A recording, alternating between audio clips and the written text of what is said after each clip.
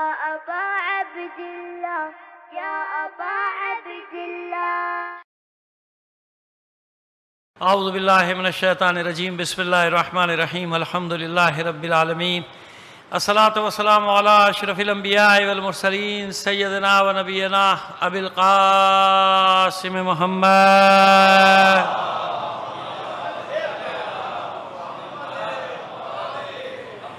وآلہ الطیبین الطاہرین المعصومین ولعنۃ اللہ علی اعدائہم اجمعین من الآن الی قیام یوم الدین. اما بعد فقد قال اللہ تعالی فی کتابہ المبین وہو اصدق القائلین وقولہ الحق.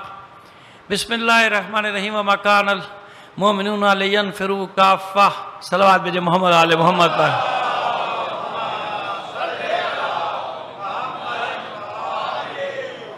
عزیزان محترم، جہاں مضمون کو کل ختم کیا تھا وہیں سے آغاز کریں گے، لیکن حسب عادت 2-3 منٹ آپ کے لیں گے.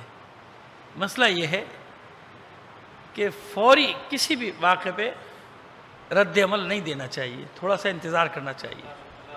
خاص طور پر ایسے معاملات جن کا تعلق بین الاقوامی سیاست سے ہو، پس منظر سے ہو، تو ہمارے خطبہ، علماء، ذاکرین سب سے گزارش ہے، برادرانہ گزارش ہے، عاجزانہ گزارش ہے کہ تھوڑا سا صبر کرتے ہیں پھر رد عمل دیتے ہیں. جلدی کی کیا بات ہے؟ ٹھہر جائیں، 2-4 دن ٹھہر جائیں، ہفتہ بھر ٹھہر جائیں، ہفتہ بعد دیکھیں کیا ہوتا ہے. اتنی بڑی دنیا ہے، کہاں بھاگا جا رہا ہے واقعات. لیکن ہوتا یہ کہ کبھی جلد بازی میں سارے کام خراب ہو جاتے ہیں، جلد بازی میں مشکل ہو جاتی. ممکن ہے کہ اندر کچھ اور معاملات ہوں، ممکن ہے کہ اندر کچھ باتیں طے ہوئی ہوں، کچھ ہو سکتا ہے نا، ہمیں کیا معلوم. لیکن فوراً 1-1 گھنٹے 1.5 گھنٹے کا خطاب ہوتا ہے، اس کے بعض اوقات مومنین کو نقصان اٹھانا پڑتا ہے نا، بعض اوقات مومنین کے لیے خطرناک ہو جاتا ہے. بھئی تھوڑا صبر کر لیجئے، صبر سے کام لیجئے، انتظار کر لیجئے. کون سی جلدی، کیا ہوا جا رہا ہے؟ 14 صدیاں ہو گئی دیکھتے ہوئے معاملات کو، دیکھ رہے ہیں نا، 14 صدیاں گزر گئیں، یہاں 40 سال سے دیکھ رہے ہیں نا. تو ذرا 2-4 دن صبر کر لیں گے تو کیا قیامت آ جائے گی؟ 2-4 دن صبر کر لیے، دیکھیں کیا ہوتا ہے، دیکھیں بھی کیا نکلتا ہے. جو بھی ہوگا دیکھا جائے گا. خرابی ہوگی نا، دیکھ لیں گے. پہلے خرابیاں نہیں دیکھی ہیں کیا؟ لیکن ضروری تو نہیں کہ فوری رد عمل دے جائے. فوری رد عمل کا نقصان ہوتا ہے کبھی کبھی. زیادہ گزارش ہے، جہاں بھی ہمارے ممبر پہ اہل ممبر بیٹھے ہیں ان سے گزارش ہے کہ تھوڑا صبر کر لو. اللہ کے بندو، تھوڑا صبر کر لو، تھوڑا سا صبر کرو پھر رد عمل دو. ایسا نہ ہو کہ آپ کی جلد بازی قوم کے لیے نقصان کا باعث بن جائے. آپ کی جلد بازی مومنین کو کوئی نقصان دے بیٹھے. تھوڑا صبر کر لیجئے. انشاءاللہ امام زمانہ ہے نا. جب امام زمانہ ہے، والی وارث، صلوات بھیجیے محمد آل محمد پر. وہ والی وارث ہے. جو میں ہمیشہ یہ کہہ رہا ہوں، گھبرانے کی کیا بات ہے؟ وہ والی وارث ہے، دیکھ رہا ہے، جو ہوگا دیکھا جائے گا. ہم سے زیادہ فکر ہماری، یہ یاد رکھے گا، ممبر پہ بیٹھا ہوں، ہم سے زیادہ ہماری فکر ہمارے امام کو ہے. ہمیں اپنی فکر اتنی نہ ہوگی جتنی ہمارے امام کو ہماری فکر. پروردگار پوری دنیا میں جہاں بھی مومنین آباد ہیں سب کو اپنی حفظ و امان میں رکھے. تمام مومنین کی صحت و سلامتی کے لیے بلند آواز سے ایک صلوات بھیجیے محمد آل محمد پر. اسی طرح جہاں جہاں ہمارے مسلمان بھائی جہاں بھی بستے ہیں ان سب کی بھی صحت و سلامتی کے لیے اور تمام عالم اسلام کی فتح و نصرت کے لیے ایک بار اور صلوات بھیجیے محمد آل محمد پر. اتنا بڑا دشمن، لوگوں کو یقین نہیں آتا کہ یہ کتنا بڑا دشمن ہے بھارت ہمارا. جانتے ہیں ہم کتنا بڑا دشمن ہے یہ؟ اس کو ایک آنکھ نہیں بھاتے ہم، اور ایک پل کے لیے بھی نہیں بھاتے. ہمارے برادران بھی وہاں یہ ہماری مجلس سنتے ہیں، بے شک سنتے ہیں، ٹھیک ہے بھائی، ہماری بھی مجبوری نہیں بلکہ ہمارا بھی فریضہ ہے کہ ہم اپنے لیے بھی تو بات کریں نا. مجلس بے شک سب سن رہے ہیں، لیکن ایک حقیقت ہے نا، وہ ایک پل کے لیے ہمیں نہ دیکھ سکتا ہے نہ ہمارا وجود برداشت کر سکتا. تو بعض اوقات یہ سوچ لیا کیجئے کہ بعض معاملات شاید وہ ہوا دے رہا ہو کہ کسی طرح یہاں کچھ ہو جائے، کسی طرح کچھ ہو جائے، کوئی ایک چھوٹا سا واقعہ ہو اور پھر اس کو ہوا بنا کے پورے معاشرے میں ایک فساد برپا کر دیا جائے. وہ موذی دشمن ہمارے پیچھے لگا ہوا ہے. تو کبھی کبھی بہت ساری چیزوں کو دیکھنا پڑتا ہے، اس کے بعد معاملات کو سمجھنے میں آسانی ہوتی ہے.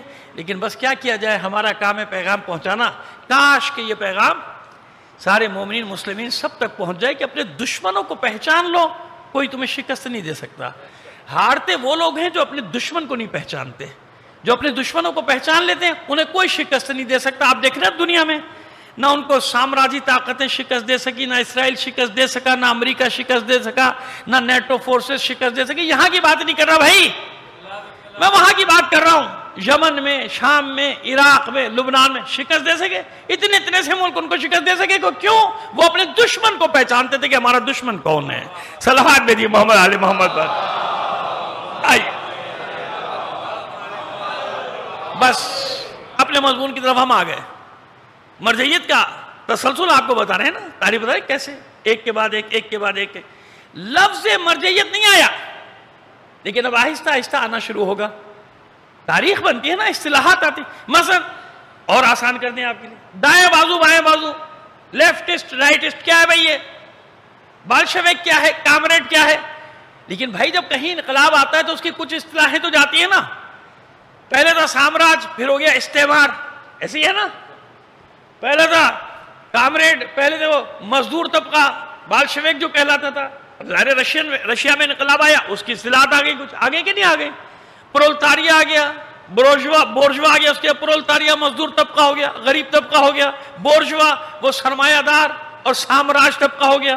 ایسا ہوا. جب اسلامی انقلاب آیا تو اس کی جگہ کیا گیا, مستضعفین آ گئے, مستکبرین آ گئے, استعمار آ گیا, استثمار آ گیا. اصطلاحات آ گئی نا معاشرے میں. اب کیونکہ یہ اصطلاحات پہلے تو تھی نہیں. ارے خدا کے بندو, آہستہ آہستہ ہوتا ہے نا. جب معاشرے میں کچھ چیزیں آتی ہیں, اب اسلامی انقلاب جب لایا تو وہ اسلامی اصطلاحیں لے کر آیا. دیکھیے اب یہ ذرا سی بات توڑا دیں گے, 5 منٹ مجھے دیں گے, ایک چیز سمجھانا چاہ رہے ہیں. صلوات بھیجیے محمد آل محمد پر. بات یہ ہے کہ یہ باتیں فائدہ دیں گی جہاں بھی جس مکتب فکر کا بھی, اسکول آف تھاٹ کا, کسی بھی اسکول آف تھاٹ کا سنے گا, نئی نسل میں. پرانے تو جانتے ہوں گے, وہ تو یہی کہیں گے مولانا کون سی پرانی باتیں لے کے بیٹھ گئے. لیکن نہیں, میں جوانوں کو بتانا چاہ رہا ہوں, سمجھانا چاہ رہا ہوں کہ مسئلہ ہے کیا. دیکھیے جب انقلاب آیا, جس کو کہتے ہیں سوشلسٹ انقلاب, جس کی بساط لپٹ گئی, بسترا لپٹ گیا, کیونکہ ظاہر ہے کہ جو ایک وقت تک ہوتا ہے نا, جو بھی انقلاب آتا ہے, سیاسی انقلاب جب آئے گا تو وہ اس دور کے اور اس جگہ کے حالات کے مطابق آئے گا. جو ان کے اپنے معروضی حالات اور موضوعی حالات ہوتے ہیں نا, اس کے تحت آئے گا. ہاں پوری دنیا میں اس کا چرچا ضرور ہوتا ہے, لیکن جب نسلیں بدلتی ہیں, 60 سال گزرے, 70 سال گزرے, زمانہ بدلا, ویلیوز بدلی, اقدار بدلی, اس سیاسی نظام کی بساط بھی لپٹ جاتی. سیاسی نظام کی بساط کیا ہوگی, لپٹ جائے گی. لیکن جو قرآنی اصطلاحات ہیں وہ بوسیدہ نہیں ہوتی نا, وہ پرانی نہیں ہوتی. بس سمجھانا یہ چاہ رہے کہ بورژوا طبقہ یعنی وہ سرمایہ دار, کارخانے دار, استحصال کرنے والا طبقہ. پرولتاریا کس کو کہتے تھے, یہ جناب مزدور طبقہ, پسا ہوا طبقہ.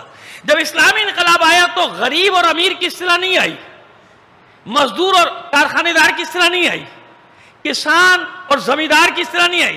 اصطلاح کیا آئی, مستکبر اور مستضعف, مستکبرین اور مستضعفین. یہ اصطلاحیں کہاں سے آئیں؟ یہ انقلاب کے رہبر اور رہنما اپنے پاس سے نہیں لائے, سیاسی نہیں, یہ قرآن کی اصطلاح تھی. کیا مطلب ہے مستکبر؟ 2 منٹ میں سمجھا دیتے ہیں. مستکبر ایک غریب بھی ہو سکتا ہے, ایک امیر بھی ہو سکتا ہے. اللہ یعنی ظالم, یوں سمجھے کہ ظالم ضروری نہیں کہ خالی امیر ہو. بھائی ابھی غریب کے پاس کچھ نہیں, اسے دے کے دیکھو نا. جب اسے دے کے دیکھو گے تو معلوم ہوگا. شہید باقر صدر نے لکھا ہے نا رسالتنا میں یا اقتصادنا میں لکھا, کسی ایک کتاب میں لکھا, اب یاد نہیں, 30-35 سال پہلے پڑھا تھا, شاید 40 سال پہلے پڑھا تھا تو لیکن واقعہ مجھے یاد ہے. انہوں نے لکھا تھا کہ ہارون رشید کو برا بھلا کہنے سے پہلے سوچو تو صحیح کہ اس کی حکومت تھی کتنی بڑی.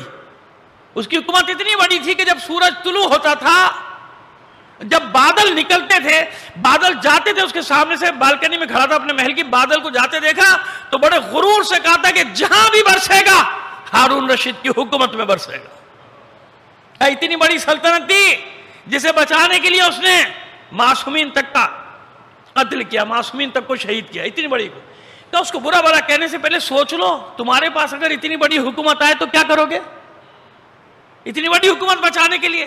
آج سمجھ میں آ رہی ہے آسانی سے بات کہ چھوٹے چھوٹے منصب, وزارتیں, حکومتیں بچانے کے لیے لوگ اپنا دین ایمان سب بیچ دیتے کہ نہیں بیچ دیتے, عقیدہ بیچ دیتے کہ نہیں بیچ دیتے.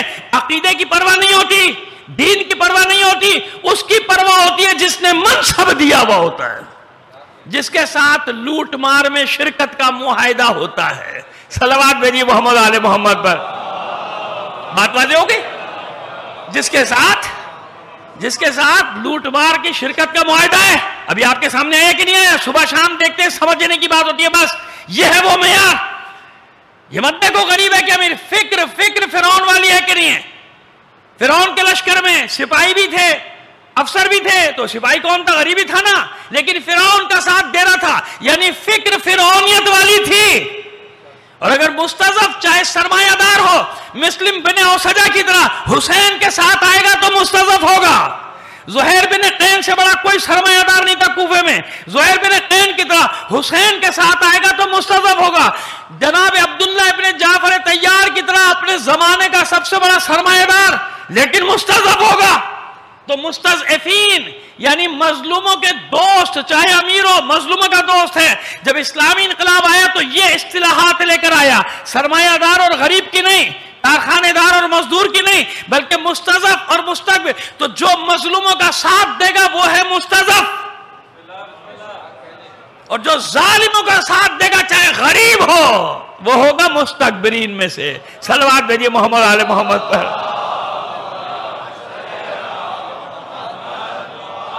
تو اصطلاحات کی بات کر رہا تھا، تو بس یہ جملہ معترضہ کے طور پہ میں نے چاہا کہ چلو بچوں کو یہ چھوٹی سی باتیں، کیونکہ اکثر لوگ سوال کرتے ہیں یہ کیا ہوتا ہے جو آپ کہتے ہیں بیچ جو ہماری زبان سے نکل جاتا ہے نا، آپ نے مستضعفین کہا یہ کیا ہوتا ہے، جو مستکبرین کہا یہ کیا ہوتا ہے۔ تو یہی سمجھا رہے تھے کہ اصطلاحات ایسے بنتی ہیں۔ تو مرجعیت کے لفظ پہ نہ جاؤ کہ پہلے تو مرجعیت تھی نہیں، بھائی مرجعیت تھی، لفظ مرجعیت نہیں تھا۔ مرجعیت تو تھی نا، رجوع کر رہے تھے نا لوگ، ابھی کل تک میں نے آپ کو بتایا شیخ مفید، ابھی ان کے واقعات پڑھ دو، ایک اشرا چاہیے، خمسہ تو کم سے کم چاہیے۔ لیکن چلیے بات کو آگے بڑھا رہے ہیں۔ ان کے شاگرد مرتضی علم الہدیٰ اور ان کے بھائی سید شریف رضی، جن کا کلمہ بتا چکا کہ کتنی بڑی حیثیت ہے۔ مرتضی علم الہدیٰ کا ایک واقعہ بتانا چاہتا ہوں۔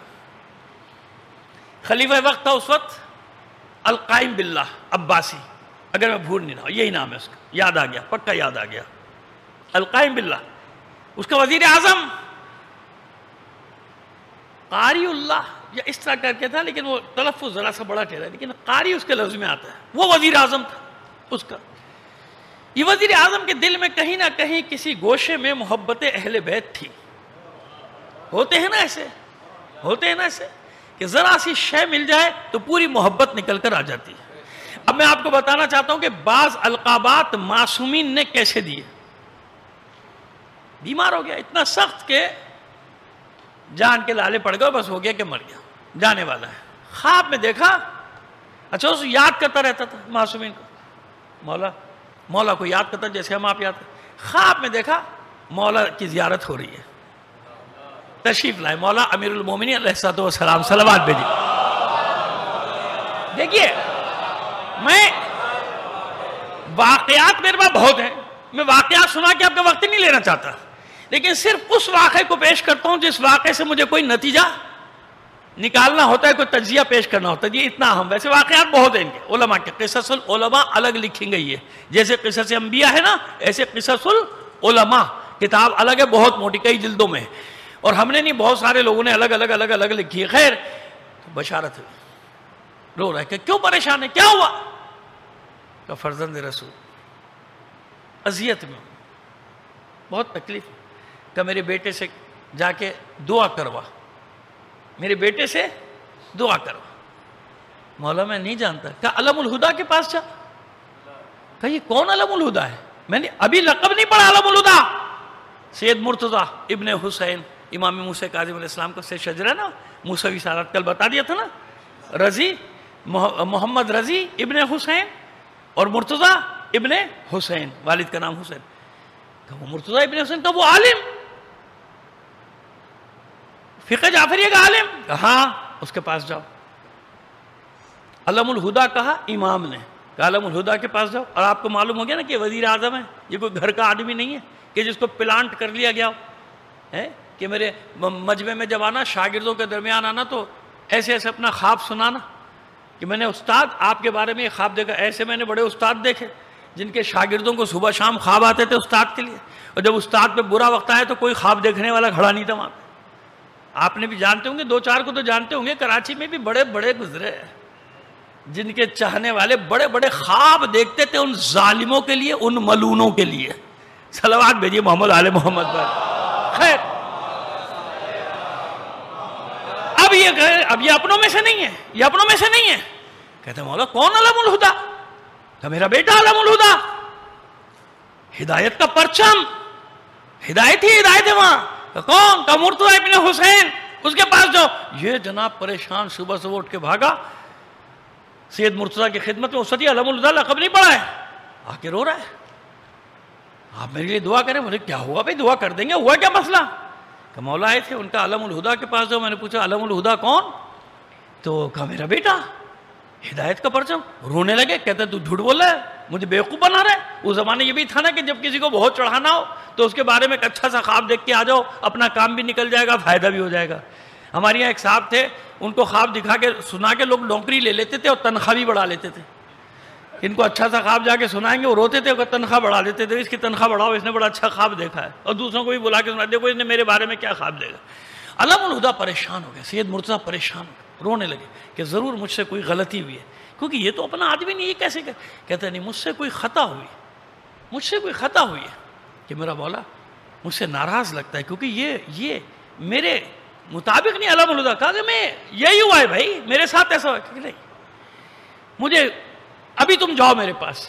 ان کی حالت خراب ہو گئی، حجرہ بند کیا، عبادت میں مشغول ہو گئے، روتے جاتے کہ مولا میں مجھ سے کیا خطا ہوئی ہے، یہ کیا لے کر آئے، کیا منصب یہ لے کر آئے میرے پاس، یہ تو انبیاء کا ہوتا ہے، پیغمبروں کا علم الہدا، میں کہاں سے علم الہدا.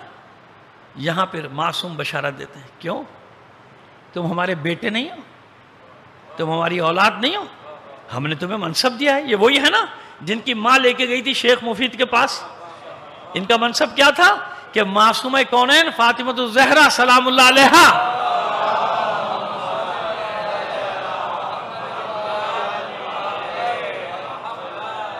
لے کر آئی تھی نا دونوں بچوں کو رات میں. شیخ ان بچوں کو کل ہی تو بتایا آپ کو، تو اس لیے یہ ایک اور بات بتانا چاہ رہا ہوں کہ ان کو جو القاب ملے ہیں تو ایسا نہیں ہوا کہ کسی عام آدمی نے بیٹھ کے دے دیے، نہیں، یہ وہ فرد ہے، یہ وہ ہستی ہے کہ معصوم فرماتے ہیں کیوں تم وہی نہیں ہو. اب جب اٹھنے پھر وہ آیا، دعا کرو، اس کے لیے دعا کی، وہ صحت مند ہو گیا.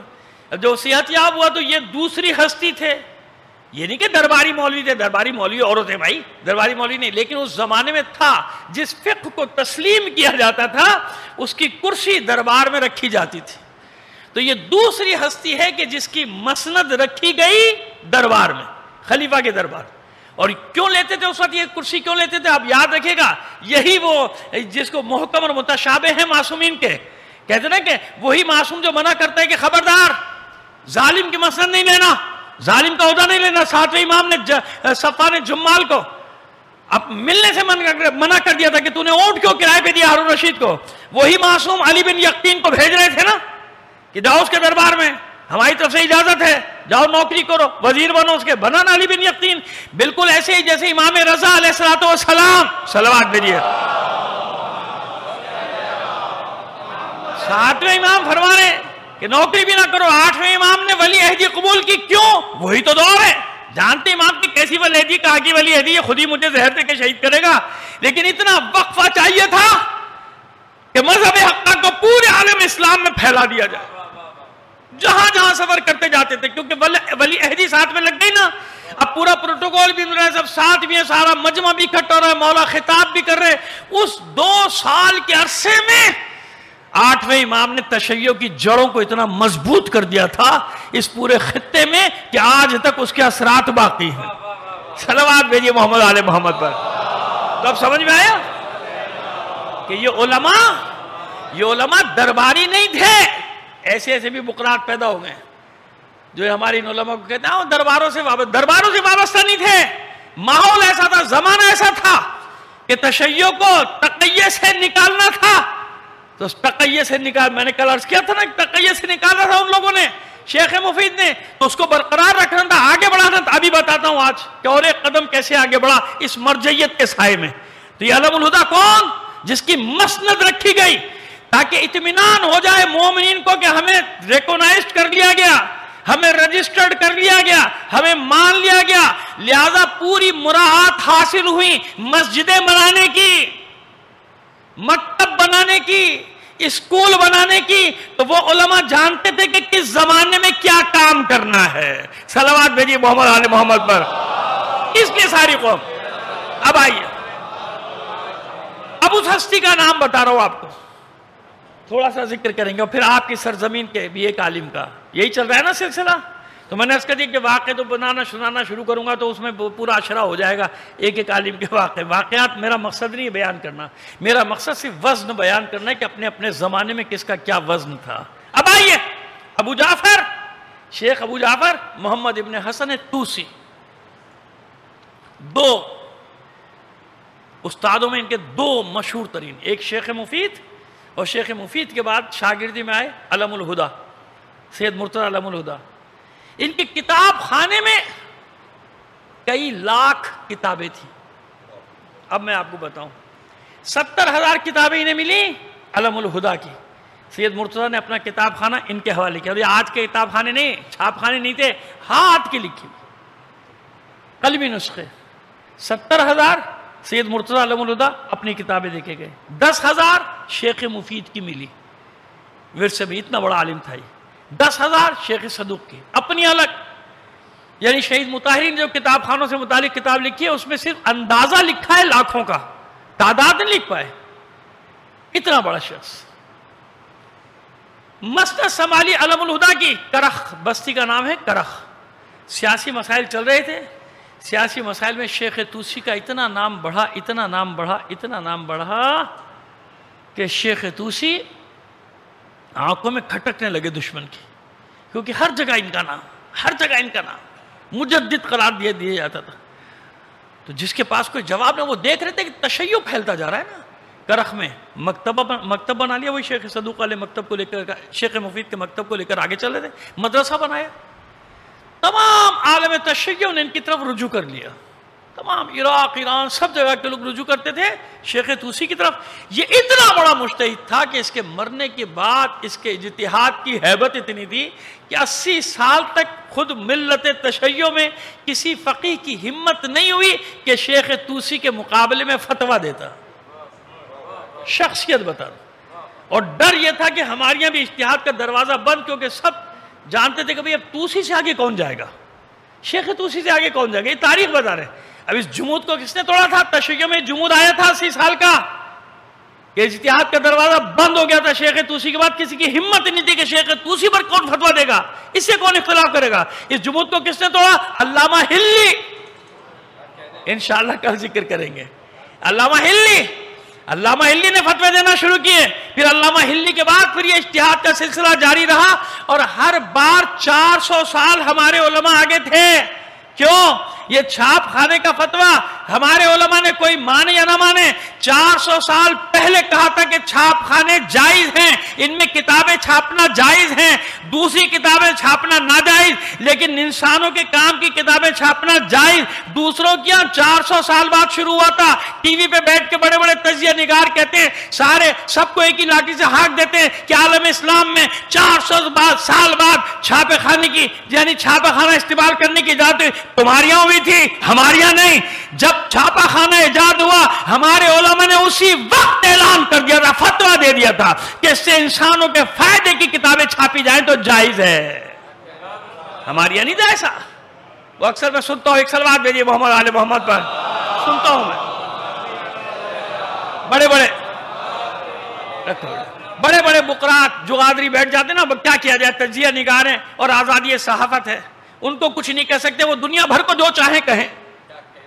بڑے بڑے احمق چہروں پہ بقراتیت سجا کے بیٹھے جائیں گے اور ہر چیز پہ تبصرہ نگاری شروع کر دیں گے۔ کیا ہے جی؟ کہ اظہار رائے کی آزادی ہے، مگر ان کو کچھ کہہ دیا تو ہو صحافت کی دشمنی ہو رہی ہے، صحافت کے خلاف باتیں کر رہے ہیں، صحافت کے خلاف ایسا کر رہے ہیں۔ لیکن اب ایسا ہوا، تماشا ایسا بنا کہ خود ہی ایک دوسرے کو صبح شام ایک دوسرے کے پیچھے پڑے ہوتے، گروپ بن گئے نا ماشاءاللہ ان لوگوں میں بہت سارے، تو وہ ساری چیزیں خرابیاں خود ہی ایک دوسرے کو سنایا کرتے ہیں۔ یہ حالت ہے۔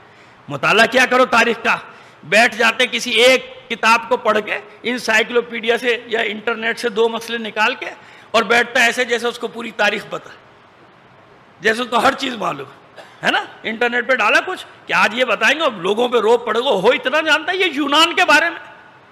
اس کو تو یہ بھی نہیں معلوم ہوگا کہ یونان کا نام یونان پڑا کب تھا. صلوات بھیجیے محمد علی محمد. نہیں معلوم ہوگا اسے. کیا معلوم کہ ایتھنز کیوں بنا تھا، اسپارٹا کیوں بنا تھا، مقدونیہ کیوں بنا تھا، اسے تو یہ بھی نہیں معلوم ہوگا. صلوات بھیجیے محمد علی محمد پر. لیکن وہ بقراطیت جھاڑنی ہے. وہ آج کل کا زمانہ بقراطیت جھاڑا، انٹرنیٹ سے 2 چیزیں نکالنی ہوں، بیٹھ گیا ٹی وی پہ، اور لوگ سمجھ رہے ہیں بہت بڑا قابل آدمی ہے، بہت قابل ہے. یہ ایسا نہیں ہوتا. اب آئیے اب شروع. صلوات بھیجیے محمد علی محمد.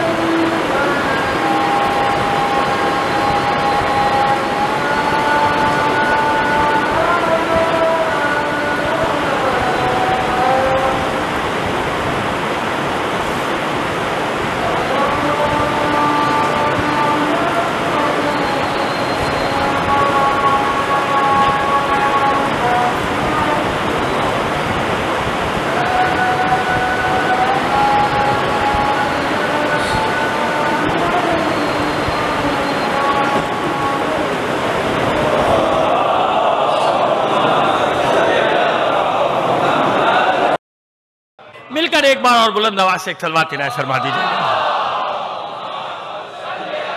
تو آئیے سارا عالم، صرف عالم تشیع نہیں، عالم اسلام بھی رجوع کرتا تھا. جس مسئلے میں پھنس جاتے تھے شیخ طوسی. ہوا کیا؟ وہ جو ہمیشہ ہوتا ہے، دلائل ختم، گولی شروع، غلیل آ گئی. آہستہ آہستہ چھیڑخانیاں شروع ہوئی. حساس مسائل کو چھیڑا جاتا تھا جان کے، جیسے آج چھیڑا جاتا ہے کہ کچھ تو بولیں گے، جب بولیں گے تو FIR تیار ہے نا. شیخ طوسی نے بہت سنبھالنا چاہا، لیکن جھگڑا آگے بڑھتا چلا گیا. پھر ایک دن ایسا آیا کہ اتنا بڑا، اس کے سیاسی پس منظر بھی ہیں، یہ سمجھے گا، صرف مذہبی نہیں ہے بلکہ سیاسی. جن کی سول وار چلتی تھی نا آپس میں، تخت کے لیے جو خانہ جنگیاں تھیں، اس میں بھی یہ فرقہ واریت کو استعمال کیا جاتا تھا، جیسے آج بھی ہوتا ہے. بڑے لوگوں کی خواہش ہے کہ کسی طرح خدا نہ کرے معاذ اللہ کراچی میں اور پاکستان میں کسی طرح فرقے وارانہ فساد ہو جائے، تاکہ اس کی آگ پر وہ اپنی روٹیاں سیک سکیں. ہوشیار رہنا. یہ میں آپ سے جو بات کر رہا ہوں پوری ذمہ داری سے کر رہا ہوں. میں جانتا ہوں ایسے خبیث رہنماؤں کو، لیڈرز کو، کہ جن کی پوری خواہش ہے کہ کسی طرح کوئی فساد ہو جائے کراچی میں، پاکستان میں، شیعہ سنی ہو جائے، کچھ ہو جائے، فرقہ ہو جائے، تاکہ ان کی لیڈری پھر سے دوبارہ سے ان کی دکانیں چمکنا شروع ہو جائے. لیکن انشاءاللہ وَمَكَرُوا وَمَكَرَ اللَّهُ وَاللَّهُ خَيْرُ الْمَاكِرِينَ. یہ اپنی چالیں چلتا ہے، اللہ اپنی منصوبہ بندی کرتا ہے نا. یہ اپنی چالیں سے اللہ، اس لیے ہم جیسے لوگ تو آج تک مایوس ہوئے نہیں، کبھی بھی نہیں. ہمیں معلوم ہے نا، اپنی ذمہ داری ادا کرتے رہو، اپنا وظیفہ ادا کرتے رہو. وہ ہے نا سب سے بڑی طاقت، وہ دیکھ رہا ہے نا. ہمیں جتنی فکر ہے اس کا تو دین ہے، اسے کتنی فکر ہوگی؟ یہ مظلوم مخلوق اس کی مخلوق ہے، اسے فکر نہیں اپنی مخلوق کی. لہذا اس لیے بار بار کہتا ہوں کوئی پریشانی کی بات نہیں، کچھ نہیں. لیکن ہیں کچھ لوگ، میں نے کیا تھا تو ہر زمانے میں ایسا تھا، تو اس زمانے میں ایسا تھا کہ وہ اپنے حامیوں کو استعمال کرے، وہ اپنے حامیوں کو استعمال کرے. جھگڑا کرا، حکومت کمزور ہوگی، ہم جا کے بیٹھ جائیں گے، ہمیں حکومت سے کچھ ہی نہیں لینا دینا. ہم تو صرف بتا رہے ہیں آپ کو. ایک بات بتائیے نہ سمجھیے کہ وہ حکومت سے مجھے کوئی لینا دینا. میں جانتا ہوں سب کو 73 سال سے دیکھتے دیکھتے کہیں مایوس نہیں ہوا، مگر ان حکمرانوں سے کوئی امید رکھنا چھوڑ دیا. ہر بار جب ہوتی تھی بات یعنی نظام بدلتا، نظام نہیں افراد بدلتے تھے، تو یہ خیال ہوتا تھا کہ اب کچھ اچھا ہوگا، اب کچھ اچھا ہوگا. اب تو پورا یقین ہو گیا کہ اب جب بدلے گے تو اور بدتر ہوگا، اور بدتر ہوگا، اور بدتر ہوگا. صلوات بھیجیے محمد آل محمد. اب تو یہ حالت ہو، اب تو ڈر لگتا ہے کہ بھئی آنے والا پتہ نہیں اور کیا ہوگا، اور کیا ہوگا، اور کیا ہوگا، اور کیا ہوگا. پہلے تو کہ شاید اچھا ہو، شاید اب تو اور ڈر لگنے لگا، خوف زدہ. خیر یہ جھگڑا اتنا بڑا کہ کرخ بستی تاریخ میں ضرب المثل ہے، یاد رکھے گا. کرخ بہت بڑی بستی تھی مومن کی، اس پوری بستی کو جلا دیا گیا. یہی تو تاریخ میں مثالیں دیا تھیں کہ جن وہ ہیں ہم ان کی اولادیں جن کو جلا کے نہروں میں بہا دیا گیا، قتل کر کے نہروں میں بہا دیا گیا. یہ دجلہ سرخ ہو گیا تھا خون سے ہمارے، یہ دریائے دجلہ سرخ ہو گیا. پوری بستی. کسی کی ہمت نہیں تھی کہ شیخ توسی پر حملہ کرتا. شیخ توسی کا گھر، وہ لاکھوں کتابوں سمیت کتاب خانہ، اور وہ مسند جو شیخ صدوق کو ملی تھی، وہ مسند جو شیخ مفید کے پاس تھی، وہ مسند جو سید مرتضی علم الہدیٰ کے پاس تھی، وہ مسند بھی جلا دی گئی. اب بتائیے اس زمانے میں نہ ٹیپ، نہ موبائل، نہ اور کوئی ریکارڈنگ کا سلسلہ، نہ چھپی ہوئی کتابیں کہ چلو بھائی یہاں جل گئی دوسری خرید لیں گے. قلبی نسخے. اور ان کو بے سر و سامانی کے عالم میں بالکل خالی ہاتھ. جبکہ جب یہ کرخ میں رہتے تھے تو آدھا بغداد، مشہور تھا محاورہ، ممکن ہے مبالغہ ہوگا، آدھا بغداد ان کے ٹکڑوں پر پلتا تھا. شیخ توسی اتنا ہاتھ کھلا ہوا تھا اور اتنے سخی تھے، اتنا لوگ لا کے ان کو واجبات ادا کیا کرتے تھے کہ ظاہر ہے کہ وہ اپنے بات تھوڑی نا بانٹا جاتا تھا. جب نکلے ہیں تو خربوزے کے چھلکے دھو کے کھا کے پیٹ بھرا ہے. شیخ توسی مایوس تھوڑی، جائیں کہاں؟ کیونکہ جہاں جائیں گے یہی مسئلہ، جہاں جائیں گے یہی مسئلہ. تو اب آپ کو بتا رہا ہوں کہ نجف کیسے آباد ہوا. اس لیے ایسے تھوڑی معصومین اپنا دست شفقت رکھتے ہیں ان عظیم علماء کے سر پہ. یہ چند ہیں، یہ چند. اب دیکھیں اتنا بڑا نقصان ہوا نا. اگر یہ اتنا بڑا نقصان نہ ہوتا تو اتنا بڑا فائدہ نہ ہوتا تشیع کو جو بعد میں ہوا. اس وقت نجف نہیں تھا، قبر مطہر تھی، دریافت ہو چکی تھی، معلوم ہو گیا تھا کہ بھئی مولا کی چھوٹی سی کچھ گھرانے، 2-4 گھرانے آباد ہیں، کوئی آتے نہیں تھا کیونکہ نہ زراعت تھی. خشک زمین، پتھریلی زمین، ٹیلا تھا نیچے، وہ ذرا سا وہ بھی نمکین پانی کا جو دریائے نجف جو بہ رہا ہے وہ پہلے کچھ بھی نہیں تھا. کھودو بھی تو نمکین پانی نکلتا تھا. ہاں کوفہ دور آباد تھا تو کوفے بھی نہیں رہ سکتے تھے، کوفے رہیں تو یہی مشکل. تو شیخ توسی قبر مطہر مولائے عارفان، مولائے کائنات علی بن ابی طالب کے پاس آ گئے. توجہ ہے؟ پریشان تو نہیں ہے؟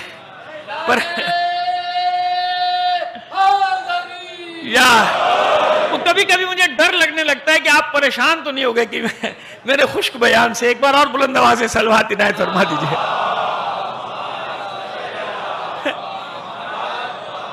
اب دیکھیے میں تاریخی تو بتا رہا ہوں، کوئی بتا نہیں رہا کہ کیسے نجف آباد ہوا اور کیا کیا ہوا ایک ہستی کے سبب سے. شیخ توسی وہاں ہے اور روزے سے تھوڑا فاصلے پر، اب تو خیر روزہ بہت بڑا ہو گیا نا، اس وقت تو روزہ محدود تھا، روزے تھوڑا فاصلے پر جگی اپنی ڈال دی. کھانے پینے کو نہیں تھا. پھلوں کے چھلکے کھائی نہیں، خریدیں کہاں سے؟ پھلوں کے چھلکے دھو کے کھا کے پیٹ بھرتے تھے. اسی جگہ پہ چھوٹی سی مسجد بنا لی، آج تک ہے وہ مسجد توسی. حرم جو گئے ہیں، جو نہیں گئے پروردگار سب کو لے جائے. نجف آپ نے دیکھا مختلف سمتوں میں مختلف دروازے. ایک باب توسی ہے نا، باب توسی. اس باب توسی اسی وجہ سے کیونکہ سامنے مسجد توسی، مکتب توسی، قبر توسی. اسی احاطے میں آپ کی بنائی ہوئی مسجد ہے، آپ کا مدرسہ ہے، آپ کی قبر مبارک ہے. اتنا عظیم انسان ہے اور باب دعا بھی کہلاتا ہے. عجیب بات ہے، باب توسی کو باب دعا کی، اور ایک دعا کی قبولیت کی جگہ میں سے ایک قرار دی گئی ہے مسجد توسی. آپ یہ دیکھیں کتنا بڑا شرف ہے اس شخص کا کہ اس کی قبر کو، اس کے مرقد کو، اس کی مسجد کو، جہاں اس کی قبر ہے اس کی مسجد کو دعا کی قبولیت کی جگہ بتایا گیا. لیکن ایسے تو نہیں بنی. وہاں انہی نے چھوٹی سی مسجد بنائی، بچوں کو پڑھانا شروع کیا. یہ تھا حوضہ علمیہ نجف کا آغاز. جانتے ہیں آپ شیخ توسی کیوں شیخ توسی ہے؟ یہ آج تک لاکھوں سے زیادہ تعداد ہوئے، لاکھوں علماء جو بن کے نکلے نا اور نکل رہے ہیں، اور آج تک نجف قلعہ ہے، محکم قلعہ، کوئی اسے تسخیر نہیں کر سکا. اس قلعے کی بنیاد رکھنے والا کون، بنانے والا کون؟ یہ مولا نے شرف دیا اپنے اس غلام کو، شیخ توسی کو. یہاں پہ آ کے انہوں نے مدرسہ بنایا، یہاں پڑھانا شروع کیا، یہاں درس پڑھانا شروع کیا. اور برکت دیکھیے، آپ برکت دیکھیے کہ اپنی زندگی میں 300 مجتہد تیار کر دیے. اپنی زندگی میں 300 مجتہدین تیار کیے، پھیلا دیے. بس اس کے بعد نجف، ساری دنیا سے سمٹ کے لوگ نجف آتے تھے، آج تک آتے ہیں. تو پہلا مکتب آج تک قائم ہے، مکتب توسی. یہ عالم تشیع پہ احسان ہے شیخ توسی کا. مراجع کے خلاف زبانیں کھولنے والوں، اللہ تم کو ہدایت دے. یہ اسے ایک عالم کا احسان کہ اتنا بڑا کام کر کے کیا کہ قیامت تک کتنی ہی نظریاتی حملے ہوں، کتنی ہی نظریاتی آندیاں آئیں، نجف کا حوضہ علمیہ نجف سب کے لیے ایک محکم قلعے کا کام دے گا. کوئی اسے تسخیر نہیں کر سکا، اور نہ آج تک تسخیر کر سکا ہے، نہ آئندہ کبھی تسخیر کر سکے گا. یہ ہے شیخ توسی، جس نے چھوٹی بھوکے رہ کے، چھل کے کھا کے وہاں پہ اس حوضہ علمیہ کی بنیاد ڈالی. اور وہ حوضہ علمیہ آج پوری دنیا کو راستہ دکھا رہا ہے. باقر الصدر جیسے لوگ، وہ مجاہد علماء، اور بغیر اب تو نام لوں گا تو پتہ نہیں کہاں تک بات پہنچ جائے گی. سمجھ میں آئی بات؟ یہ ہے شیخ، یہ ہے ہمارے. اب لوگ رجوع کر رہے ہیں نا، اس کو رجوع کرنا کہتے ہیں. کہ کوئی بھی مسئلہ ہو، علماء بھی رجوع کرتے تھے کہاں؟ شیخ توسی کی طرف. اب شیخ توسی کے شاگردوں کا سلسلہ آگے تک جائے گا. ابھی شہید اول، شہید ثانی، شہید ثالث کا بتانا ہے آپ کو. 2-3 مجلسیں بچی ہیں، لیکن یہ اس سے آپ کہتے ہیں نا کہ دیگ میں سے سارے چاول تھوڑی نکالے جاتے ہیں، ساری چیز تھوڑی نکال جاتی. 1-2 چاول نکال کے دیکھ لیا جاتا ہے کہ کیا ہے. اب وہ میں نے چاول کہہ دیا، آپ جو بھی دیگ پکا رہے ہیں اس کو دیکھ لیجئے گا، گوشت کی ہو، دال کی ہو، جو بھی ہو. سمجھے؟ تو بس میں اس لیے چند ذکر کر رہا ہوں، ورنہ فہرست سینکڑوں ہزاروں علماء کے ناموں کے ساتھ ان کے، لیکن چند ایک بتا رہا ہوں کہ اللہ کے بندو ایسے نہیں زبان کھولا کرو. پوری زندگی آپ کے لیے خرچ کی ہے کہ ہمارے آنے والی نسلوں کو وہ خزانہ دے جاؤ. جس کا پورا کتاب خانہ جل چکا ہو، ایک بھی کتاب نہ ہو، اس کے ذہن کا، دماغ کا کیا عالم ہوگا کہ اس بے سر و سامانی کے عالم میں اس نے وہ اتنا پڑھ چکا تھا، اتنا اس کے دماغ میں تھا کہ اس نے پھر 300 مجتہد تیار کیے. ان 300 مجتہدین نے پھر لاکھوں کتابیں دے دی تشیع کو. سمجھ میں؟ اب تو خیر ہر چیز محفوظ ہو رہی ہے نا، لیکن اس زمانے میں سب سے پہلے حملہ ہوتا تھا مومنین کے کتاب خانوں پہ. پہلے کتاب خانے جلاتے تھے، کتابوں سے دشمن. اور ابھی ماضی قریب کی بات آپ کو بتا دوں کہ علامہ نقن صاحب علی اللہ مقاموں کا بھی لکھنؤ میں ایک بار جب فساد ہوا تھا تو سب سے پہلے کتاب خانہ جلایا گیا تھا. اور جو میری ناقص معلومات ہیں 40,000 سے زیادہ کتابیں سید العلماء کے کتاب خانے کی جلا دی گئی تھیں، جس کے بعد وہ منتقل ہو گئے تھے، علی گڑھ شفٹ ہو گئے تھے. صلوات بھیجیے محمد آل محمد پر. تو پہلا حملہ کہاں کرتے ہیں؟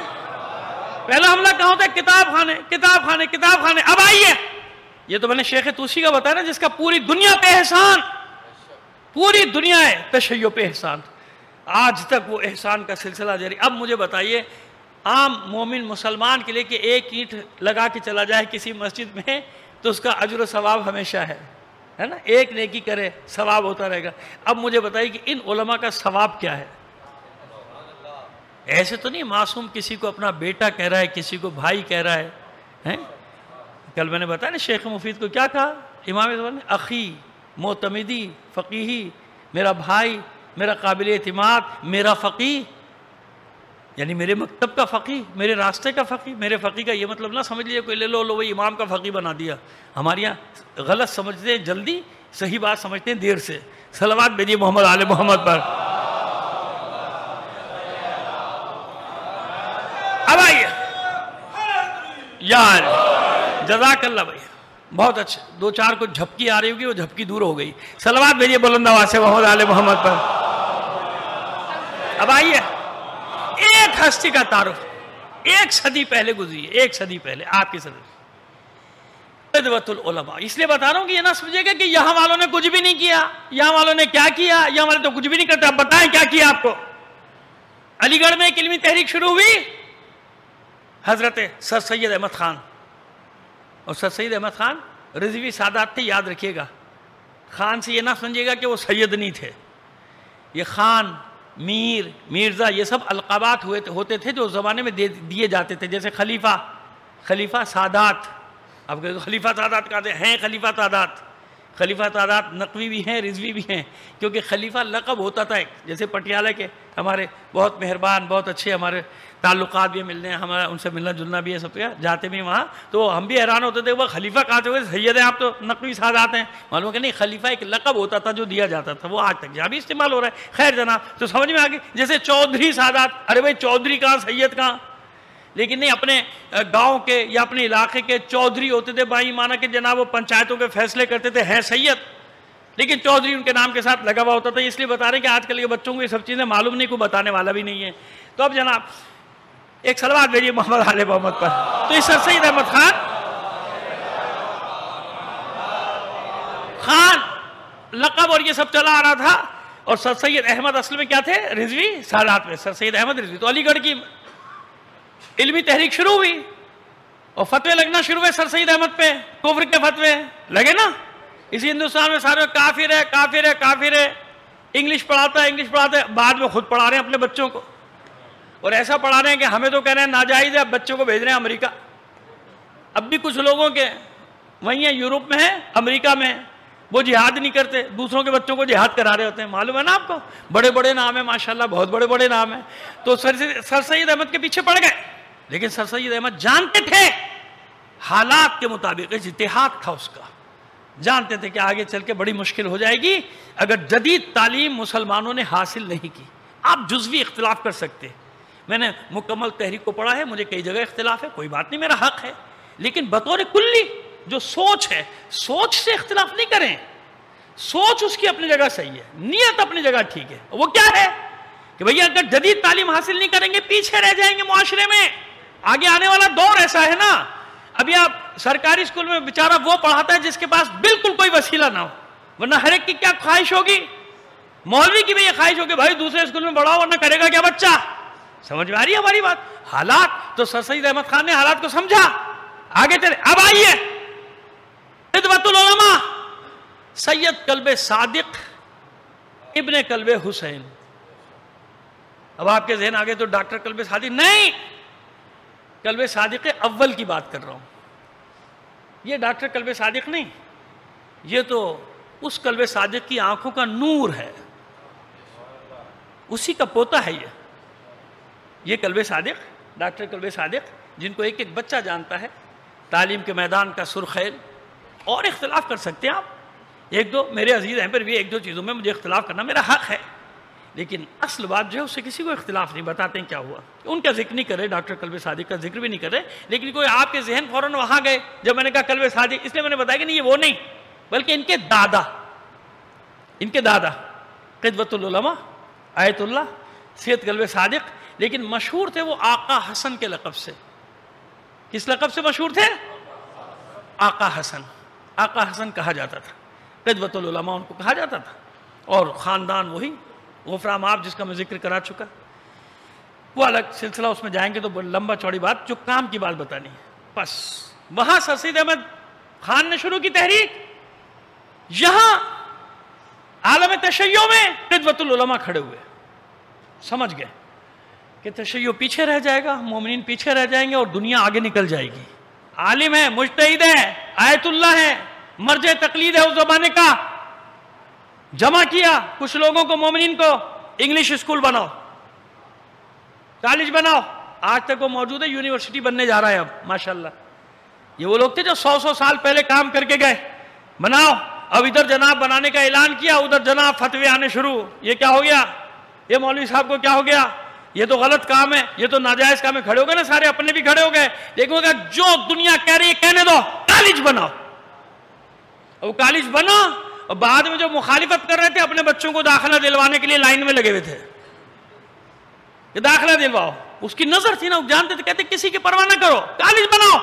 آنے والا زمانہ جو زمانہ آ رہا ہے, ورنہ اس میں تمہاری قوم, ہماری قوم بالکل پیچھے رہ جائے گی, پیچھے رہ جائے گی. تو یہ عالم تھا اور کوئی نہیں تھا. آج تک وہ کالج, وہاں بہت بڑا کالج, بلکہ لکھنؤ کا سب سے بڑا کالج موجود ہے, اور وہاں سے بڑے بڑے لوگ جیسے علی گڑھ سے نکلے ایسے اس کالج سے, لکھنؤ کے کالج سے بڑے بڑے نام, وہ نام الگ ہیں, جا کر لینا شروع کروں تو وہ سب نکلے. اور اس کے پرنسپل بھی بڑے بڑے رہے, بڑی بڑی شخصیتیں پرنسپل رہے. بیچ میں اس پہ زوال بھی آیا جب ظاہر تقسیم وغیرہ ہوئی, لیکن اس کے باوجود اب جا کے پھر ماشاءاللہ 2-3 کیمپس یونیورسٹی بننے گیا. میرا خیال اب تک بن بھی گیا ہوگا. وہاں تک پہنچایا, پہلا کام. دوسرا کام, یتیم خانے بنوائے. یتیموں بیواؤں کی سرپرستی کے لیے آج تک وہ سلسلہ جاری, ان کے بنائے ہوا سلسلہ. اس کے لیے اوقاف رکھوائے تاکہ حکومتیں آتی رہیں جاتی رہیں, یہ چلتا رہے. جیسے کالج کا اوقاف رکھوایا, جیسے کالج میں مثال کے طور پہ ایک کوٹا مخصوص کروایا, کتنے پرسنٹ یہ داخلہ ہمیں ملے گا. حالانکہ کتنے پرسنٹ آبادی بھی نہیں منتی تھی, مگر اس کا فائدہ کیا ہوا کہ آج تک کوئی بچہ بغیر داخلے کے نہیں رہ سکتا. اسے معلوم ہے کہ مجھے یہاں تو داخلہ مل ہی جائے گا. یہ ساری چیزیں قانونی طور پہ کر کے گئے, بنوائی. پھر اس کے بعد آل انڈیا کانفرنس بنائی. کیوں؟ ایسا نہ ہو کہ سیاست میں پیچھے رہ جائیں, زمانہ آگے نکل جائے. یہ اس آل انڈیا کانفرنس کا نتیجہ تھا کہ بڑے بڑے رہنما رہبر پیدا ہوئے, ایسے ایسے رہنما پیدا ہوئے جنہوں نے پاکستان کی تحریک میں سب سے آگے بڑھ کر حصہ لیا. یہ کسی کا اور کا کام نہیں تھا, یہ ایک مولوی کا کام تھا, یہ مرجع تقلید کا کام تھا, یہ ایک آیت اللہ کا کام تھا, یہ ایک مجتہد کا کام تھا جو دیکھ رہا تھا 100 سال آگے, دیکھ رہا تھا کہ کون سا زمانہ آنے والا ہے. آپ سمجھتے ہو ایسے ہی مولوی ہوتے ہیں. آپ نے سمجھا کہ وہ مولوی کو کیا پتا, وہ والے مولوی جن کا میں پہلی مجلس میں آپ کو اشارہ کر چکا, آپ نے سمجھا سر نہیں, ان کی نظریں تھی, وہ دیکھ رہے تھے کہ آگے کون سا زمانہ, اور آگے چل کر اسی کا پوتا ہے یہ ڈاکٹر کلبے صادق.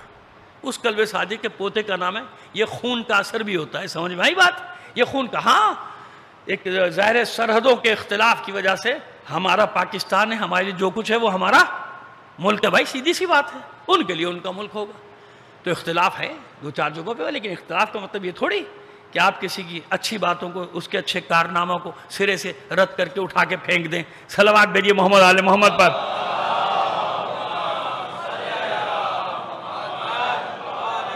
تو اس وقت تو یہ برے صغیر مشترکہ ہندوستان تھا نا. تو یہ مراجع کا اس لیے بتا رہا ہوں کہ ہر دور میں انہوں نے نظر رکھی, سرپرستی کی, سارے علوم کی سرپرستی کی. جیسے آج ہمارا مرجع تقلید, جتنے بھی مرجع, ایک نہیں, رہبر معظم ہوں یا آیت اللہ العظمیٰ آغا سیستانی ہوں, سب کا ایک ہی. اور انہوں نے تو حکم دیا, آغا سیستانی کے پاس جو کیا حکم دیا کہ جاؤ کالج بناؤ, جدید تعلیم دو, انجینئر بناؤ, ڈاکٹر بناؤ. ضرورت ہے مومنین کو اس بات کی, مسلمانوں کو ضرورت ہے. کوئی میری طرف سے پوری اجازت ہے جاؤ بناؤ, یہ سب نہیں بتاتا کوئی کہ مراجع کس طرح سے حکم دے رہے ہیں جدید تعلیم کی. یہ نہیں بتاتے کہ قم میں, مشہد میں جتنی بڑی یونیورسٹیاں ہیں وہ مراجع کے حکم سے بنی ہیں, مراجع نے بنوائے. شیخ مفید یونیورسٹی ہو, دانشگاہ امام صادق ہو, دانشگاہ یعنی یونیورسٹی, دانشگاہ شیخ صدوق ہو, جتنے بڑے بڑے ہاسپٹلز, 1,000 بیڈ کے ہاسپٹل, 1,000 بیڈ کے, کس نے بنائے؟ بیمارستان گل پائے گا نہیں, آیت اللہ گل پائے گا نہیں بنوا رہے ہیں. وہ نیکوکار ایک اور مرجع بنوا رہے ہیں, آگے مرشی بنوا رہے ہیں. مراجع کے حکم سے یہ سب کام ہو رہا ہے. آپ نے سمجھا کہ وہ گھر میں بیٹھے ہوئے اور بس خمس آ رہا ہے, خمس لے رہے ہیں, خمس کھا رہے ہیں. ان کے رہنے سہن کا انداز نہیں دیکھا تم نے؟ دیکھا نہیں وہ کس طرح سے رہتے ہیں, کن پتری پتری گلیوں میں رہتے ہیں جہاں گاڑی تو جا ہی نہیں سکتی. پوپ بھی آئے تو بیچارے کو پیدل ہی جانا پڑا. اگر پوپ کے ساتھ کرسی پہ بیٹھے نظر آئے, بینچ پہ, تو کیوں؟ مہمان کے احترام میں. وہ بیٹھ نہیں سکتا تھا نا زمین پہ. آپ نے دیکھا ہے نا ان کے گھٹنوں میں تکلیف تھی, جب پوپ آئے تو ان کے گھٹنوں میں تکلیف تھی, نہیں بیٹھ سکتے. ان کے لیے بینچ رکھوائے اس لیے بینچ پہ، ورنہ دنیا کا کوئی بھی سربراہ آتا ہے وہیں زمین پہ بیٹھے گا، جہاں مرجے بیٹھے گا وہیں پہ بیٹھے گا۔ یہ ہمارے مرجے، یہ ہمارے مراجے جن کے لیے زبانیں کھولتے ہیں بیٹھ کے دکانوں پہ بازاروں میں، شرم نہیں آتی ان لوگوں کو کہ انہوں نے سوائے عزت کے تمہیں کچھ بھی نہیں دیا اور تم ذلت کا باعث بنتے ہو۔ وہ ساری دنیا میں مکتب کی عزت، تشیع کی عزت، ان کی وجہ سے ہم سر اٹھا کے چلتے، ہم کہتے ہیں ہمارے ہیں، اور یہ ایسے پیدا ہو گئے اب پلانٹڈ لوگ۔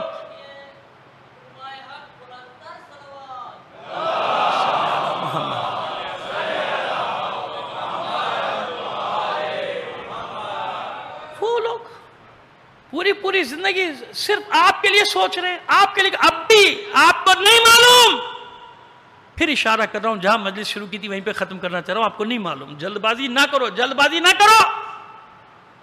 کوئی بھی حکم لگانے سے پہلے کہیں کچھ واقعات ہو تھوڑا صبر کر لو، دیکھو کیا ہوا، نہیں معلوم کہ آپ سے زیادہ ان کو فکر تھی اور ہے۔ آپ تو خالی خبریں پڑھ رہے ہیں، دیکھ رہے ہیں، وہ مہینوں سے اس پہ کام کر رہے تھے۔ ممکن ہے کہ انہوں نے کچھ لوگوں کو ذمہ داریاں سونپی ہوں، جاؤ یہ وقت آنے والا ہے، وہاں جاؤ پہلے سے معاملات کو طے کرو، ایسا نہ ہو کہ دوبارہ نقصان اٹھانا پڑے مومنین کو بڑا۔ سمجھ رہے ہیں آپ؟ وہ ہر جگہ دیکھ رہے ہیں، وہ ہر جگہ سمجھ رہے ہیں، اور یہ یہاں پہ شروع ہو جائیں گے بغیر سوچے سمجھے سارے۔ زبان مل گئی ہے 2 انچ کی اسی طرح ہلانے کو، سوچو سمجھو ٹھہرو، دیکھو بھی کیا ہوتا ہے، کیا نکلتا ہے۔ بڑے ہیں نا ہمارے، ہم ان کو فالو کر رہے ہیں، ہم ان کو فالو کر رہے ہیں، جیسا وہ کہیں گے ہم کریں گے بھائی، کیوں نہیں کریں گے؟ لہذا فوری فتوے نہیں لگاتے، فوری حکم نہیں لگاتے، جلد بازی نہیں کرتے، انشاءاللہ اللہ کی ذات سے امید رکھو، سب اچھا ہوگا، یقین رکھو نا، یقین رکھو اس بات پہ۔ ہمیں تو یقین ہے، 40 سال ہو گئے ان مسائل کو دیکھتے ہوئے، انہی میں پل کر جوان ہوئے، بڑھاپے کی طرف جا رہے ہیں، ہمیں کبھی مایوسی نہیں ہوئی، کیونکہ ایک یقین ہے کہ ہمارے سروں پر اماموں کے نائبین بیٹھے ہیں۔ جب نائبین کی یہ طاقت ہے کہ ان سے پوری سامراجی طاقتیں کانپ رہی ہیں، ڈر رہی ہیں، تو جس کے وہ نائب ہیں، جس کے وہ غلام ہیں، جب وہ آئے گا تو کیا ہوگا؟ ہے نا ایسا؟ بس میں نے آپ کی زحمتیں آج کے لیے تمام کی، پھر معذرت چاہتا ہوں آپ سے کہ واقعی بہت خشک بیانی بعض اوقات ہو جاتی ہے، وہی آج بھی ہوئی، لیکن میں کیا کروں، میں آپ کو ایک ترتیب سے لے کے چل رہا ہوں نا، پھر میرا 1-2 ذمہ داریاں ہوں گی کہ وہاں سے ترتیب بتاؤں اور پھر آپ کی زمین کے جو ہیروز ہیں ان کا بھی ذکر کروں، تاکہ آپ کو یہ نہ رہے کہ یہاں تو کوئی تھا ہی نہیں، یہاں تو کوئی گزرے ہی نہیں۔ بتا رہا ہوں نا 2 دن سے آپ کو کہ کیسے کیسے نابغہ گزرے یہاں، جنہوں نے دیکھا پرکھا سمجھا کہ آگے حالات کیا آنے والے ہیں، ان حالات کا مقابلہ کرنے کے لیے تیار کرایا آپ کو اور ہم کو۔ صلوات بھیجیے محمد آل محمد پر۔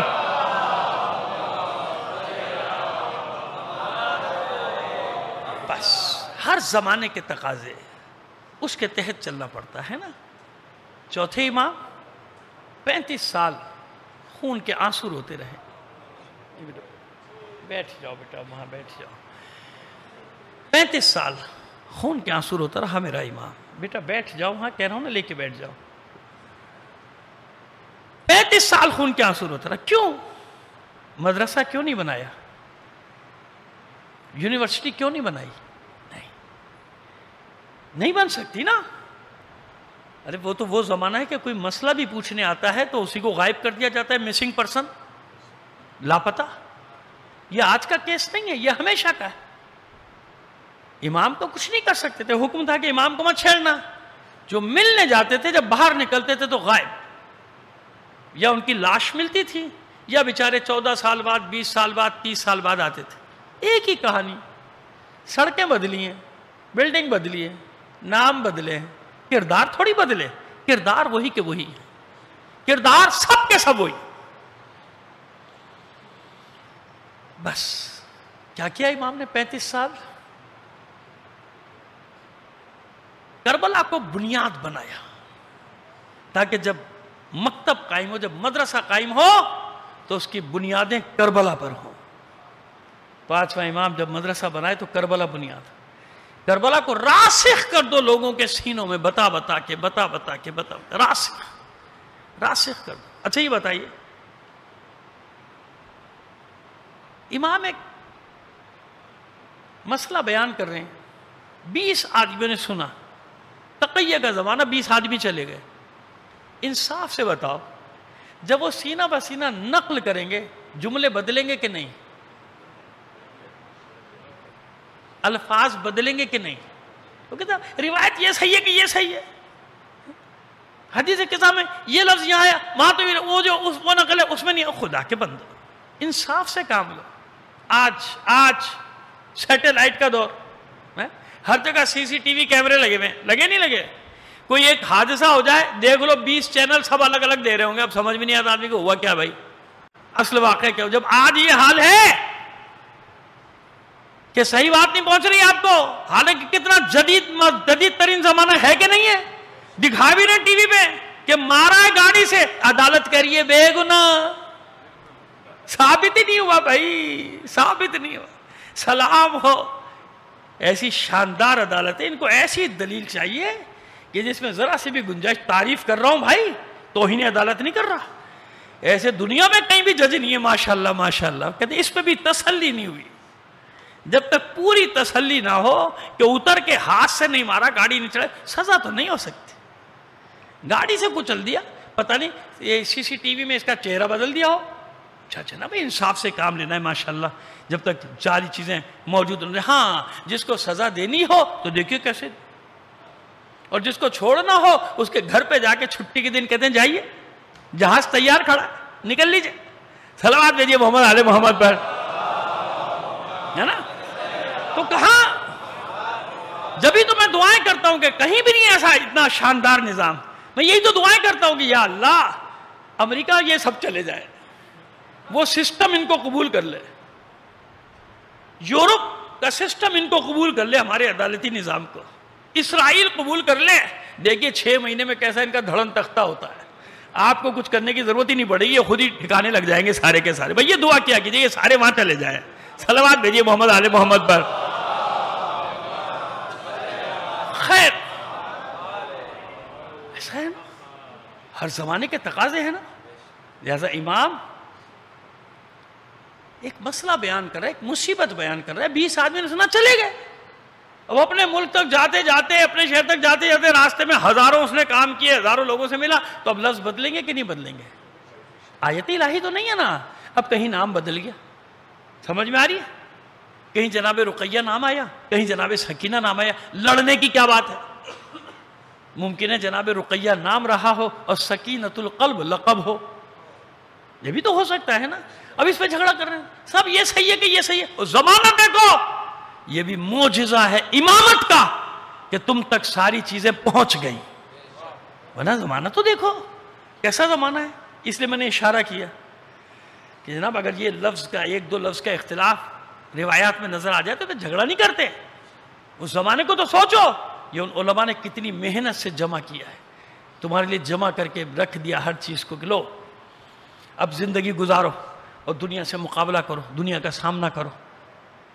ایسا ہی ہوا. اب واقعہ کربلا میں بھی یہی ہے. آج جس ہستی کا ذکر کر رہا ہوں اس پہ کبھی کہیں سننے میں آ جاتی بات کہ لاشا پامال ہوا تھا کہ نہیں ہوا تھا. ارے یہ جھگڑے کی بات ہے. مطلب اس سے واقعہ کربلا پہ کوئی اثر پڑ رہا ہے کہ اگر پامال ہوا ہوگا تو یہ اثر پڑ جائے گا، نہیں ہوا ہوگا تو یہ اثر نہیں. ہمارے پاس روایات ہیں. اب میں یہاں سے شروع کرنا چاہتا ہوں بات. زیارت ناہیہ پڑھیے جا کے، آج پڑھ لیجئے. زیارت ناہیہ میں میرے مولا نے، میرے امام زمانہ نے سلام بھیجا ہے نا شہداء کو، کربلا کو. اس میں بس ایک جملہ تمہید کے طور پہ عرض کرنا چاہتا ہوں، پھر مصائب کی منزل پر آئے. ایک مقام پہ میرا مولا فرماتا ہے، میرا سلام ہو ان لاشوں پر جو گھوڑوں کی ٹاپوں تلے پامال کیے گئے تھے. کافی ہے نا اتنا. معلوم ہوا نا کہ یقیناً صرف حسین کا نہیں، اور بھی کچھ لاشیں تھے جو پامال کیے گئے تھے، جن پر گھوڑے دوڑائے گئے تھے. اور میں تو اسی لیے اطمینان سے پڑھتا ہوں پامالیے لاش قاسم کی روایت، اسی لیے پڑھتا ہوں. کربلا میں لڑنے والوں میں جو سب سے کم سن لڑ کر شہید ہوا ہے اس کا نام ہے قاسم، حسن کا لال. لڑ کر جو شہید، 13-14 سال سے زیادہ کا سن. یہ وہی ہے کتنا کم سن تھا امام مجتبیٰ کی شہادت کے وقت کہ امام نے اسے وصیت نہیں کی تھی، اس کی ماں جناب ام فروہ کو وصیت کی تھی کہ دیکھو یہ اتنا بڑا ہو جائے گا، کربلا میں میری نیابت کرے گا، بھیج دینا میدان میں۔ اور بھی بھائی شہید ہوئے، حسن مجتبیٰ کے اور بیٹے شہید، لیکن خاص ہدیہ کیا ہے؟ ام فروہ کا بیٹا قاسم، جو آپ کی شہادت ہوا 1.5-2 سال سے زیادہ کا، 2-2.5 سال کا رہا ہوگا، اسے زیادہ کا نہیں تھا۔ شب عاشور جب حسین اپنے رفقا کو، اپنے انصار کو مقام ہائے شہادت دکھا رہے تھے نا، تو بچہ بار بار سامنے آتا تھا، بار، اور مولا بار بار اپنا رخ پھیر لیتے تھے، پھر اس طرف سے دیکھیں مجھے، دیکھیں میرا بھی تو مقام بتائیں۔ نہیں، جب تقریباً سب کے مقام ہائے شہادت دکھا دی تو اب یہ بچہ سامنے، چچا جان کیا میرا نام نہیں ہے دفتر شہادت میں؟ حسرت سے دیکھا حسین نے اپنے بھتیجے کو، فرماتے میرے لال شہادت کو کیسا پاتے؟ اب اتنا سا بچہ موت کا ذائقہ بتا رہا ہے، ذائقہ۔ چچا جان شہد سے بھی زیادہ شیریں، سینے سے لگا کر کہا میرے لال صرف تیرا نہیں، تیرے ننھے بھائی علی اصغر کا بھی نام ہے۔ اتنا سننا تھا، گھبرا گیا قاسم، گھبرا کے کہتا ہے چچا جان کیا یہ اشقیاء خیموں میں داخل ہو جائیں گے؟ حسین نے تسلی دی، نہیں میرے لال نہیں، بلکہ میں علی اصغر کو لے کر آؤں گا میدان میں، ظالم کے تیر سے تیرا بھائی شہید ہو جائے گا۔ اطمینان ہو گیا قاسم کو کہ خیموں میں نہیں جائیں گے۔ حسین نے بھی نہیں بتایا قاسم کو، کیسے بتائے میرے لال صرف خیمے میں داخل نہیں ہوں گے بلکہ خیموں کو لوٹ کر آگ لگا دیں گے، تیری ماں بہنوں کے پھپھیوں کے سروں سے چادریں چھین لیں گے، انہیں تازیانوں سے مارا جائے گا، انہیں رسیوں سے باندھ کر کشاں کشاں بازاروں میں پھرایا جائے گا۔ کچھ نہیں بتایا قاسم۔ رات کے ایک پہر ماں نے قاسم کو طلب کر کے کہا تھا میرے لال دیکھ تیرے بابا ہوتے نا تو وہ اپنی ذمہ داری پوری کرتے، مجھ دکھیاری کے پاس، بیوہ کے پاس کچھ بھی نہیں سوائے تیرے، صبح میری لاج رکھ لے اور میدان میں چلا جا، اپنے چچا پہ قربان ہوتا۔ قاسم کہتے ہیں معذر گرامی چچا عباس کا شاگرد ہوں، صبح تو ہونے دیجئے۔ صبح ہوئی، بار بار قاسم جاتے تھے مگر اجازت نہیں ملتی تھی۔ ظہر کا ہنگام تھا، جب روتے ہوئے مادر گرامی کی خدمت میں آئے، ماں نے سینے سے لگا کیا میرے لال گریا کیوں کرتا ہے؟ کہ مادر گرامی اتنی بار جا چکا ہوں مگر چچا جان مجھے اجازت نہیں دیتے، میدان میں نہیں جانے دیتے۔ تسلی دی، نہیں میرے لال تجھے اجازت ملے گی، تو جائے گا میدان میں۔ کہتے ہیں کہ بازو پہ لگا ہوا تعویذ کھول کر دیا، بیٹا یہ تیرے بابا نے آج ہی کے دن کے لیے وصیت لکھی تھی، جا یہ لے جا، اپنے چچا حسین کی خدمت میں تجھے اجازت ضرور ملے گی۔ قاسم نے بابا کی تحریر کو دیکھا، سر پہ رکھ کے دوڑا، چچا جان یہ میرے بابا کا خط آپ کے نام۔ حسین نے بھائی کی تحریر کو دیکھا، آنکھوں سے لگایا، وہ سے مضمون پڑھا، آنکھوں سے آنسو جاری ہو، یہی تو لکھا ہے، اے میرے بھائی حسین قاسم کو روکنا نہیں، یہ میرا خاص ہدیہ ہے، اس کو میدان میں جانے دینا۔ دیر تک گلے سے لگا کے روتے رہے قاسم، کہتے ہیں کہ اپنے ہاتھ سے سجایا، اپنے ہاتھ سے دوش پہ ابا ڈالی، کمر میں شمشیر کو حمائل کیا، صافہ باندھا، پٹکا باندھ کے پھر امامہ سر پہ رکھا، شہزادہ لگ رہا تھا، قاسم شہزادہ لگ رہا تھا، اور جب خیمے سے نکلا ہے نا مبہوت ہو گئی تھی سب، مبہوت ہو گئے تھے، آنکھیں خیرہ ہو گئی تھی حسن کے محلقہ کو دیکھ کے، حسن کے لخت جگر قاسم کو دیکھ کے، ایسا حسین چہرہ. تو بتائیے جس کو دیکھ کر دشمنوں کی نگاہیں خیرہ ہو جائیں، ماں کے لیے وہ کیسا ہوگا؟ روتے روتے حسین نے قاسم کو سوار کرایا. معبود دیکھ رہا ہے نا اپنے جگر کے ٹکڑوں کو کس طرح میدان میں بھیج رہا ہوں. اتنا کم سن تھا قاسم کہ دونوں پیر ٹکتے نہیں تھے رکابوں. کبھی ایک طرف جھک کے اپنا توازن برقرار کرتے تھے، کبھی دوسری طرف جھک کے. عباس نے بھی دیکھا، بڑی حسرت سے دیکھا، نمی ہے آنکھوں میں عباس کے. قاسم بیٹا دھیان سے لڑنا ہے. مسکرا کے کہتا ہے چچا جان بس آپ میری جنگ دیکھیے گا. میں نے پڑھا ہے عزادارو، میں نے پڑھا ہے تو آپ کو سنا رہا ہوں. حسین، عباس، علی اکبر تینوں ایک بلند مقام پہ کھڑے ہو گئے تھے قاسم کی حوصلہ افزائی کرنے کے لیے.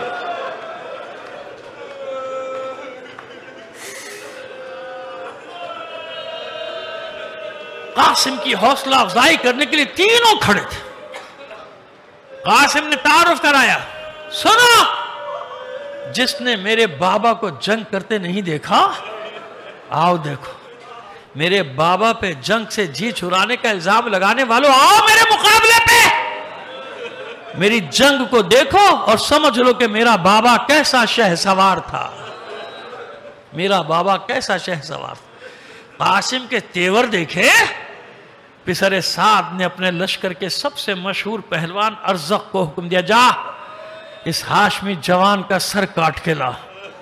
معاذ اللہ بڑی حقارت سے دیکھا ارزق نے قاسم کی طرف، یہ بچے کے مقابلے میں مجھے بھیجتا ہے.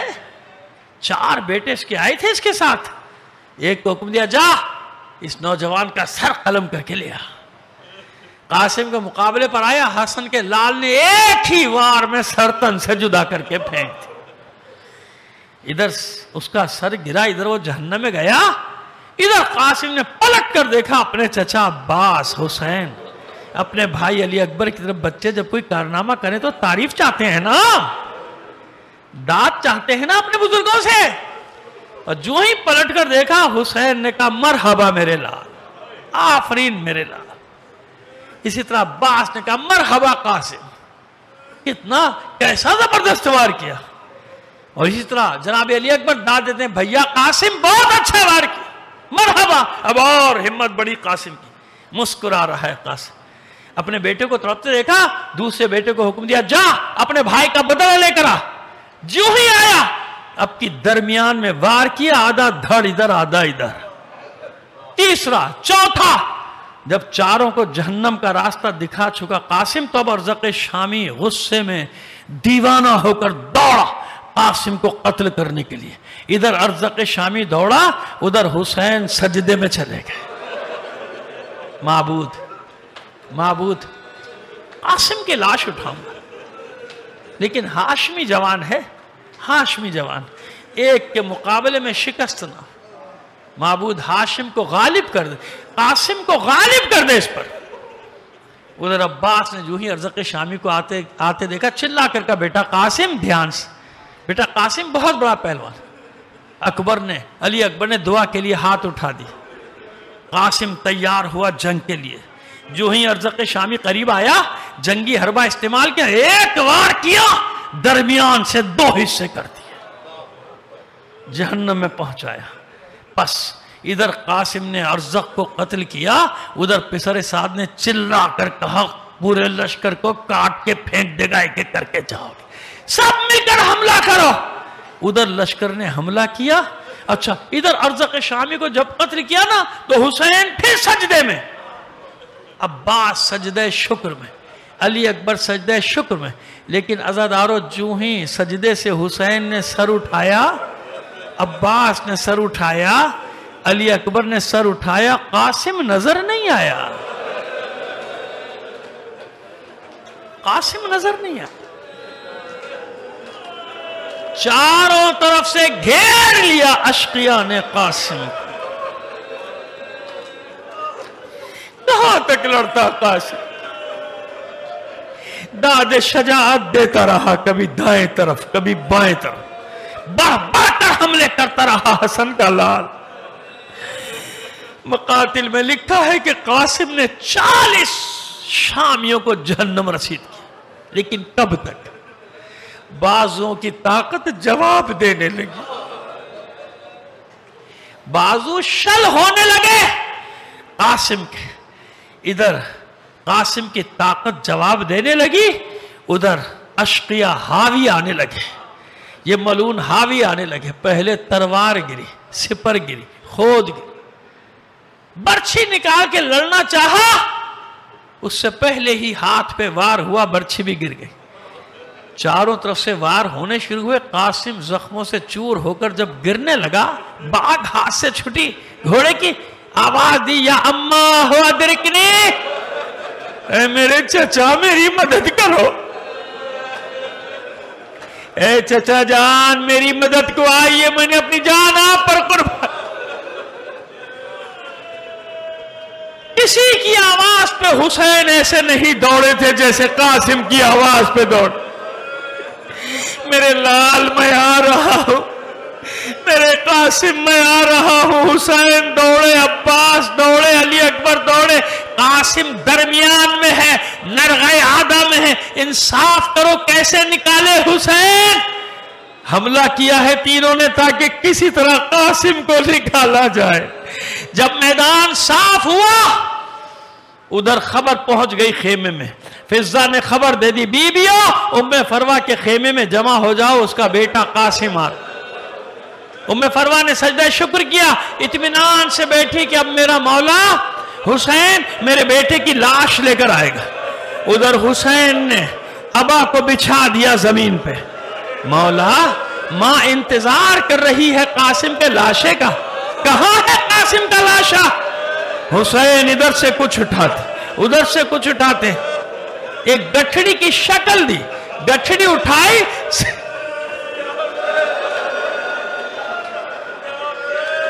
سینے سے لگا، گٹھڑی سینے سے لگا لی.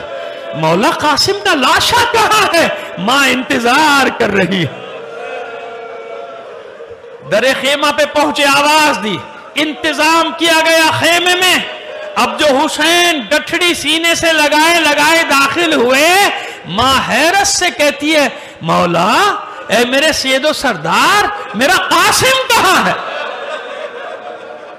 میرے قاسم کا لاشا کہاں ہے؟